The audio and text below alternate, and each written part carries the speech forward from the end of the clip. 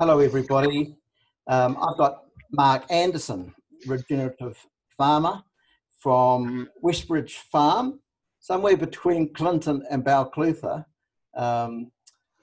whose beet seems to have been flavour of the month just about on every article I've read about regenerative farming. Mark is listed, shown, and I just thought it'd be really exciting to get Mark along tonight to tell us a little bit about his background and in particular the importance of grazing animals in the regenerative farming story. But first of all, Mark, could you just give us a little bit of your background, size of your farm, a little bit where it is, and that sort of thing? Yes. Hi, everyone. So my name's Mark Anderson and we farm in Waiwera South, 580 hectares, and currently we milk 750 cows.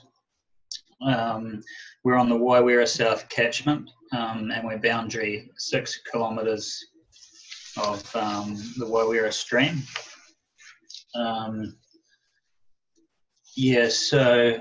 So we've really researched and identified a model of farming which I guess presents the least amount of risk for us long term. That's what we've come up with, and that's where we have come across regenerative agriculture, and we've started to implement the changes on our land and seeing some really positive results. Yeah.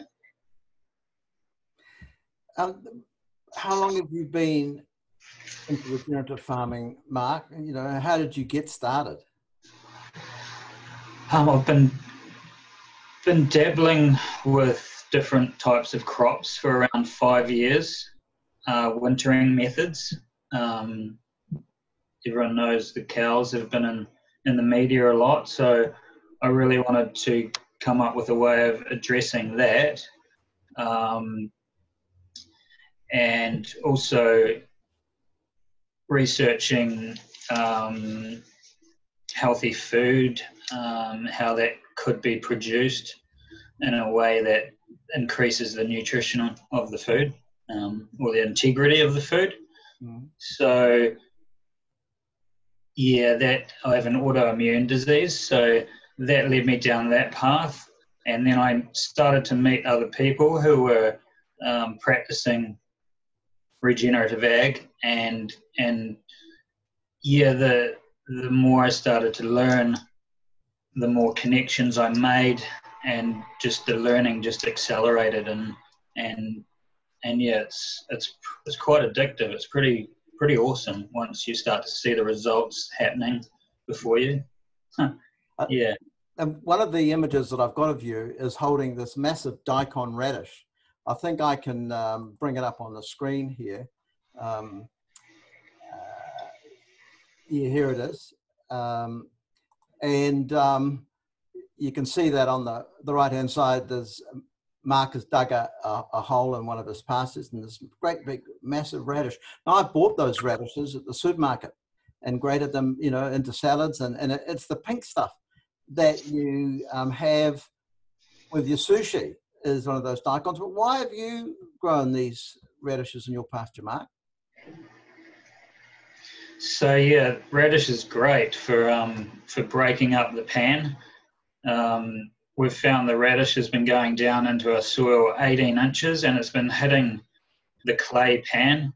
So if we can get roots down to the clay, clay is just another parent material to soil, sand, silt and clay. So if we can get roots down there, we can start turning that clay into soil. So the daikon, it's really great at cycling nitrogen.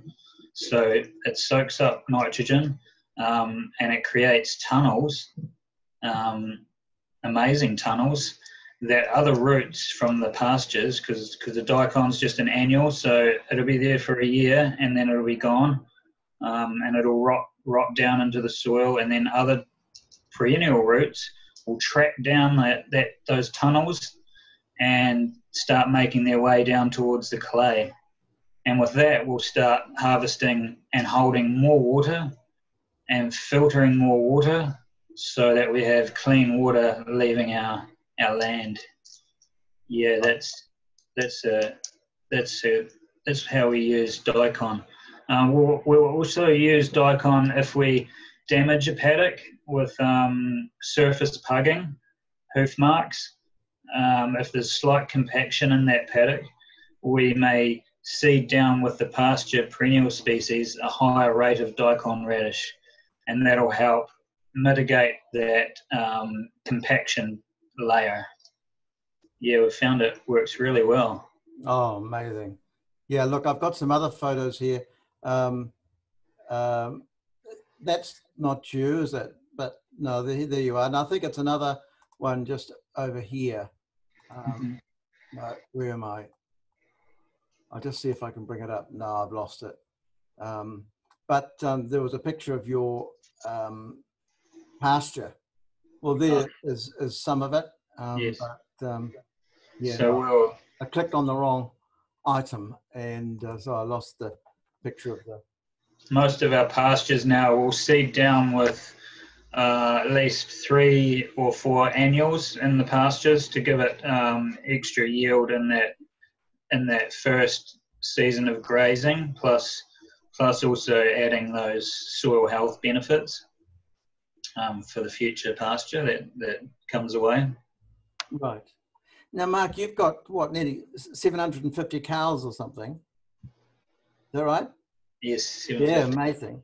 Now, there's a whole body of people out there in the community who think that farming animals is the wrong thing to do.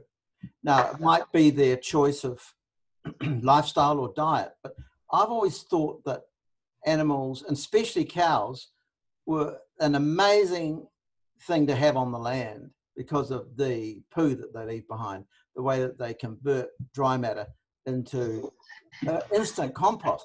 I mean, I've been out hunting I've been out stealing cow patties from people's farms to put in my compost heap at home. In the past, I dare I admit it. I know that grazing animals are an important part of the regenerative agriculture story, an important part of sequestering carbon, an important part of improving the land. Could you tell us a bit about your attitudes to the importance of having grazing animals as part of this story? Yes, yeah, certainly. Where do I start? Yeah, I've been thinking about this, and I listen to a lot of podcasts and get many ideas and explanations and off many wonderful people. So we're learning off a lot of people this new way of grazing that we're implementing, and we're I'd be lying if I said we were doing it over our whole farm. We're doing it over some of our farm, but this is what we're moving towards. So the glimpses that I've seen of how it can restore an ecosystem is quite amazing. So yeah, I kind of see the cow now as a mobile fermentation unit that fertilizes our ground, and it takes a product that a human can't eat, and it turns that into the most nutrient dense bioavailable protein that humans can eat. So we can actually use the animal, which sounds somewhat bad, but we can use the animal in an ecosystem to mimic these grazing patterns, build soil, so draw carbon out of the atmosphere, while regenerating our resource. And we've seen some really good results with our organic matter levels rising in the soil. Organic matter is 50% carbon, 58%. So yeah, over 18 months, we increased our organic matter by 1.3%. Now, every 1% of organic matter we can hold around 150,000 litres of water more per hectare. So this is huge. If we can do this nationally or globally, we can clean water more efficiently, but we have to force the water through the soil. We've kind of gone down this model where we fertilize, etc., with synthetics, and the soil has become somewhat repellent.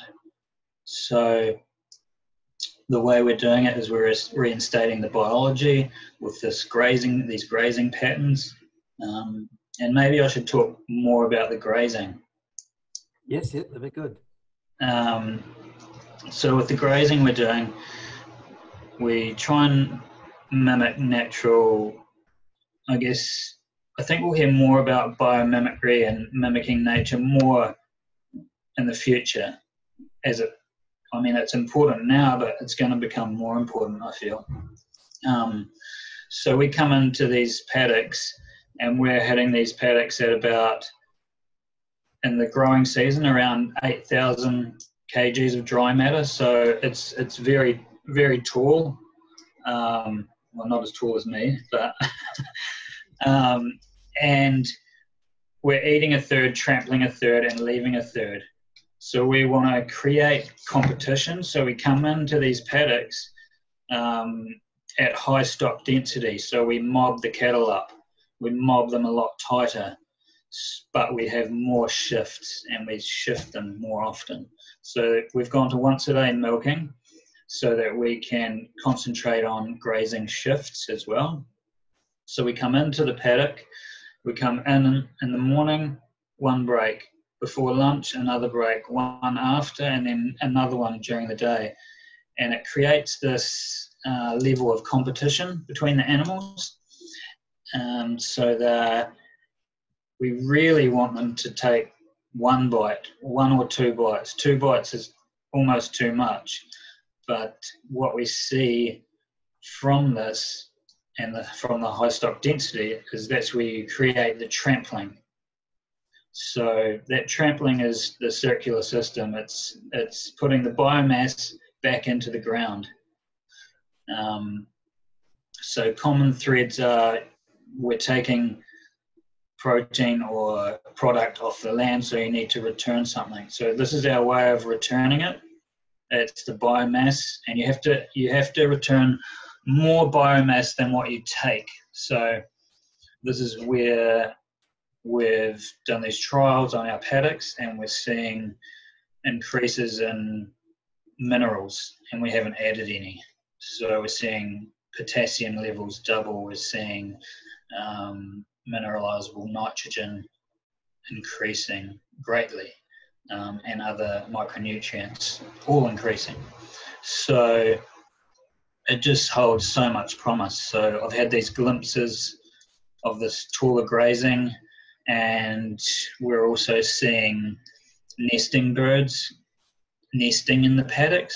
So we had some hawks this year nesting, just because we're not grazing down to the dirt and we're not mowing everything off and then feeding it fertilizer again. We're feeding it back with the grass. And you see this, they talk about an emergence of natural systems, and that's kind of what we're seeing happening. And yeah, it's more about standing back and letting it happen rather than rushing in there and doing something. Yeah. But no, it's pretty cool to see it working when I've been listening to a lot of people who have obviously got this system up and running. Yeah. Mm. And I remember my mother was a farmer, a sheep and beef farmer, but she always preferred the beef rather than the sheep. you know, the dairy farm is the ultimate um, Yeah, I farm can. as far as cattle are concerned. Yes, yes. And you've got them on this great land, great pasture, and it's all part of a lovely system. Um, So one of the part of the system is that we've adopted is keeping soil covered. yeah, So this is a big one in animal agriculture. We can keep soil covered with perennial pastures and keep building our soil carbon levels. Whereas if I started cropping, I would potentially be diminishing my soil carbon levels to grow plants for plant agriculture. So we need to work that out somehow, how we keep animals integrated in a cropping system and grow cover crops and return the manure to the cropland with the animals, with the recycling. Because at the end of the day, if we start building soil carbon and we can show that and measure it, then that's pretty awesome for animal agriculture. yeah, solves a lot of problems.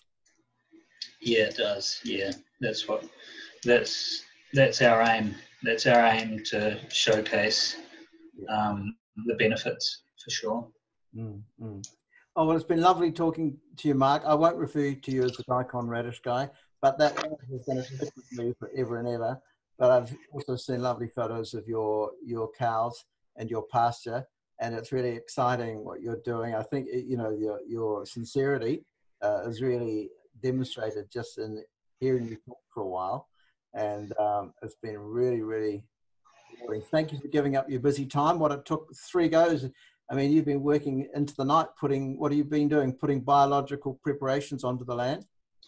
Yeah, we're just giving it a wee boost for the coming year. It's part of our transition strategy. And we just finished up milking today. So today was our last day milking. Ah. So we won't begin again till mid-August. Yeah, so we'll get a little bit of downtime, and so do the cows. Yeah, and we're on to our winter bale grazing. So we've gone away from winter crops as well.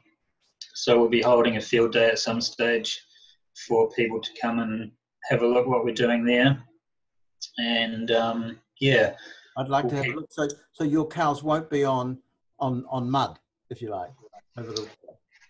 Yes, yeah, correct. Yeah, we trialled it last year, and we've decided to go all bale grazing this year, which just keeps soil covered, keeps a living root in the ground, feeding soil biology, and yeah, we don't get muddy boots anymore. It's great, and when we're not sending our resource out to sea. Yeah, down the streams and out to sea. So yeah, we're looking forward to winter and giving it a good crack. Yeah.